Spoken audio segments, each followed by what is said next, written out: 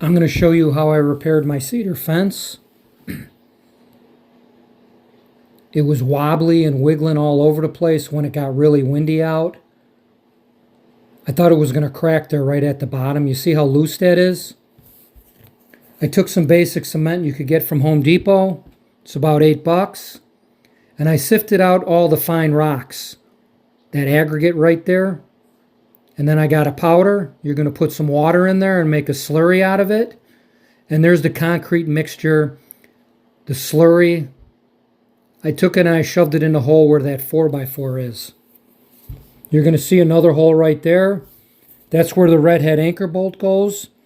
You're going to make sure that you suck all the powder out of the hole or blow it out, and check the manufacturer's recommendation for the depth on how far you got to drill that hole.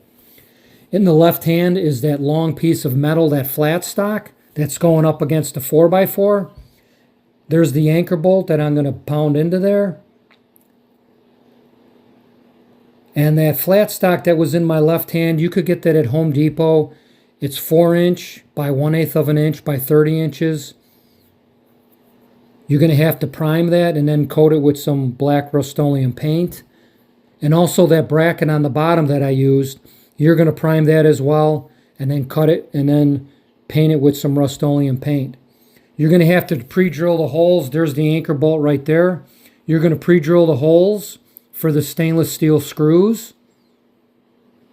And you see me go to the left and the right. I was going to use some angle iron and shove it up against there, but I thought the best tensile strength was going to be front to back instead of left to right. So I didn't use the angle iron. I used this bracket that you're going to see right there. I thought that would be the strongest. There's the stainless steel screw that I used. There's the stainless steel screws that I used on the fence. This fence is like 25 years old. I resealed it about 10 years ago. And this project, I did it in July. It's been pretty windy out since then, and my fix has held up pretty good. See that hole right there? That's where that redhead anchor is going to go, that you're going to pound in with the hammer. There's the bracket right there. You're seeing me putting it up against the 4x4, and this is the finished product. I cut the bolt at the top where the nut is, so nobody trips on it, steps on it, falls on it. You see that there's ice around there. This is wintertime and it's holding up pretty good. I'm trying to wiggle that thing and it's not moving at all. It's solid. I'm very happy with this project. And you see at the bottom, I just put Rust-Oleum all around that. I put 3-4 coats directly on the bolt and all the nooks and crannies of the cement, so this thing holds nice and tight.